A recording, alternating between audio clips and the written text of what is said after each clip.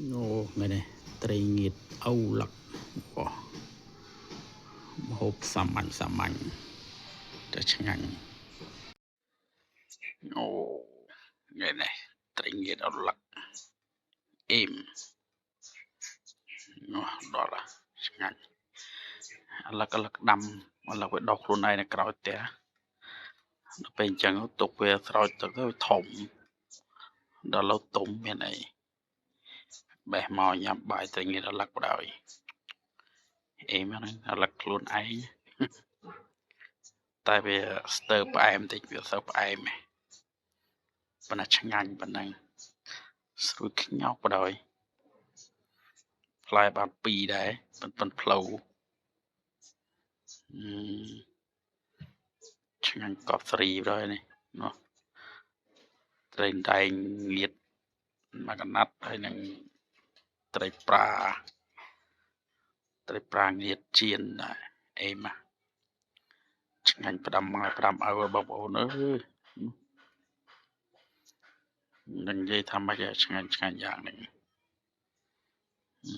ខ្ញុំមកទៅដឹង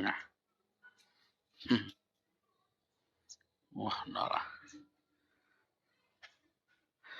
ស្រួយខ្ញោកប្រយឡឹកហ្នឹងមួយផ្អែម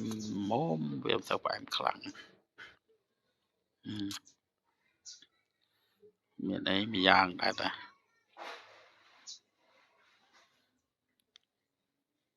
អូយអេម៉ាជាពិសេសត្រីងៀតហ្នឹងបងត្រីងៀតវាឆ្ងាញ់ណាស់ដល់ចឹងទៅអេមប្រយនៅមាត់មើលតែមាត់ដឹងហ៎បងប្អូនអើយឆ្ងាញ់ដឹងបើមាត់អានេះស៊ីដុំថ្មឆ្ងាញ់ណាស់មាត់ចឹងហើយដាក់យកដា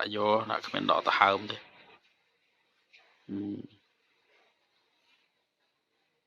នោះ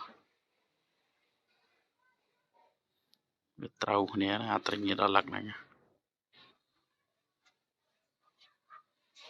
ចូលចិត្តបខែឡឹកវិញស្ងឡងងាយតិចត្រីងៀតដល់ឡឹកដាក់ពឺទៅមាត់ដូចហ៊ីងចឹងប៉ោងអេម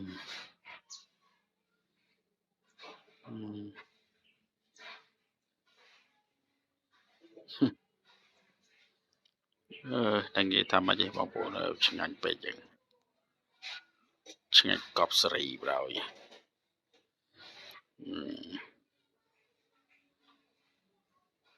ដាក់វ៉ាប់ទៅបាយ